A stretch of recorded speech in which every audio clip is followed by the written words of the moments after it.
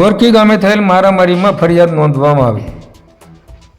ગત રોજ તારીખ 14 જાન્યુઆરીના રોજ ગોરખી ગામે થયેલ મારામારીમાં મકવાણા રાહુલભાઈ ભૂપતભાઈ ઉંમર વર્ષ 22 ધંધો પ્રાઇવેટ નોકરી રહે ગોરખીવાડે તળાજા પોલીસ મથકમાં ફરિયાદ નોંધાવી હતી।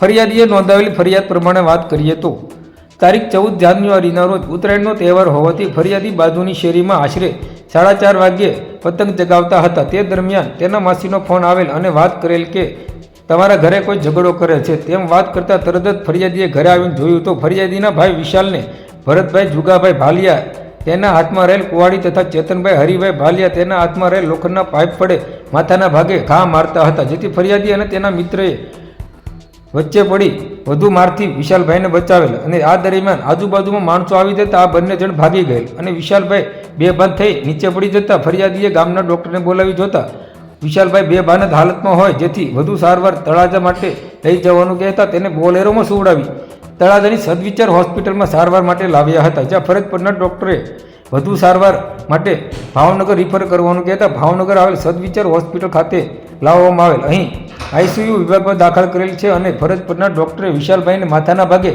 ફ્રેક્ચર તથા હેમરેજ થયેલનું જણાવેલ છે। વિશાલભાઈ હાલ બેભાન હાલતે છે અને તેની સારવાર ચાલુ છે।